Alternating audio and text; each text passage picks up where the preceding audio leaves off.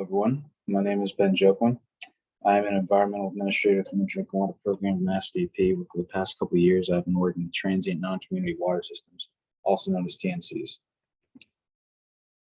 I am here today to speak with you about an issue that I've noticed among TNCs and one way we can work with them to overcome this problem. Over the next few minutes, I'll present to you an initiative for change and how it can benefit our small public water systems across the state, as well as our agency.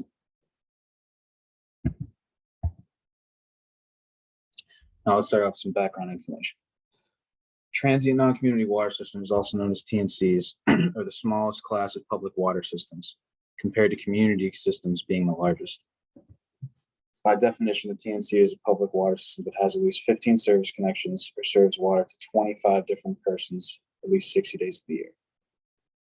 Now, when most would think of a public water system, we usually would think of a reservoir or a large body of water, or even a water tower on top of the hill. But often these TNCs are just small businesses like roadside restaurants, golf courses, hotels, farm stands, and so on. If you visit one of the state's scenic campgrounds or hiking trails in the western region, or if you've taken a summer trip to the Cape and driven along 6A, you'll find these TNCs bustling with tourists and locals taking full advantage of New England summer. Some of you may recognize Arnold's pictures above, a famous pit stop on the way to or from the other Cape.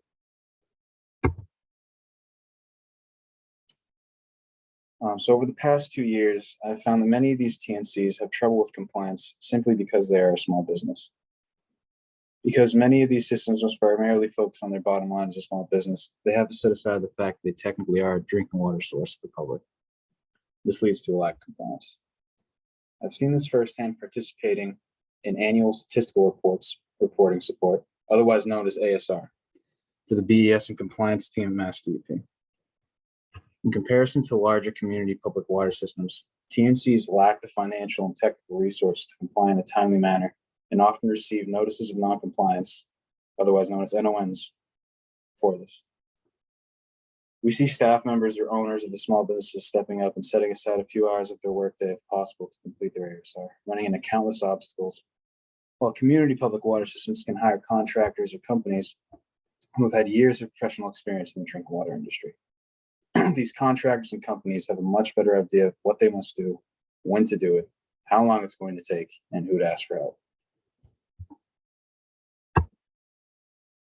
Now, the solution for this would be to foster the awareness of the public water system among small businesses with an effective communicative tool. As one of the lead contacts for TNCs at the Mass DP Boston office, I've done a lot of outreach that has involved a lot of cold calling. I've found that many of these TNCs do not regard themselves as a public water system the same way the Mass DP does, as they regard themselves as a small business first. Even opening with your water system confuses them right off the bat. What we need is an effective communicative tool that fosters the awareness of owning a public water system while providing information and resources on how to successfully stay in compliance as a small business. We need to properly communicate to them that there are resources available to them, whether it be federal grants, free trainings, or technical assistance to stay in compliance without breaking the bank. What we have now. So when I first came aboard in the drinking water program, one of my first projects was creating the TNC version of our In the Main newsletter with the help of Kathy Romero and Marie Tennant. Serving primarily as a small public water system focused newsletter sent via our P-Director email account, it provides a quarterly informational update to TNCs on all things drinking water. This includes recent regulation changes, seasonal opening and closing techniques, financial and technical assistance opportunities, as well as free trainings for operators by Mass DEP, EPA, and other drinking water organizations. Now, the problem with this is that email outreach can be ineffective to small business owners, non-tech savvy operators, or novice staff that may not even be aware of the TNC.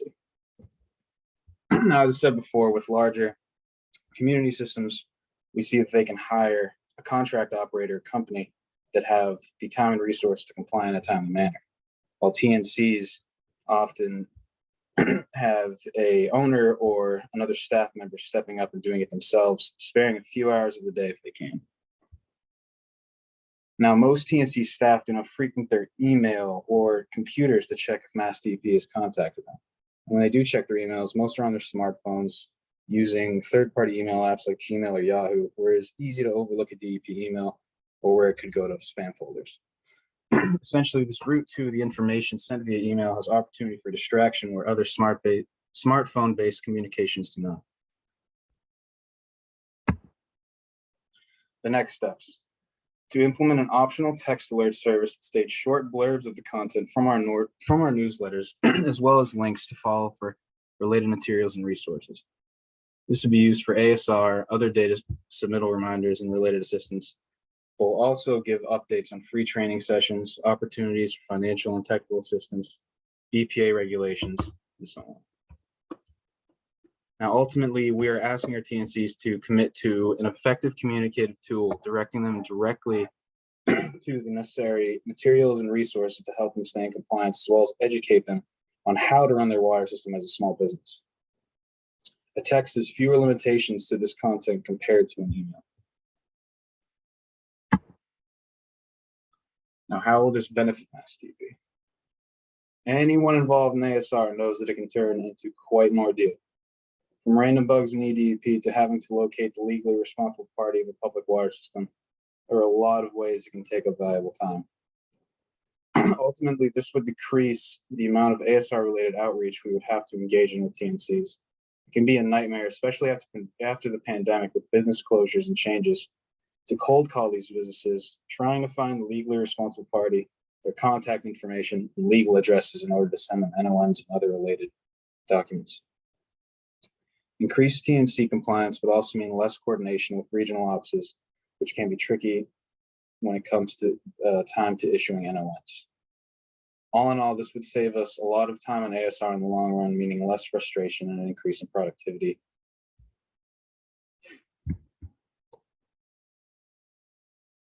Now, how are we going to measure the success of this in TNCs? Thankfully, there are several ways to measure the success of this initiative.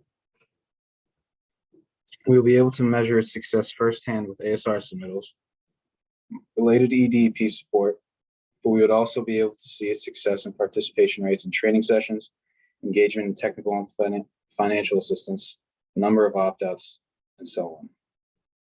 We'll also issue a follow-up survey for participants in the Text Alert program to track its progress in real time as we develop it further.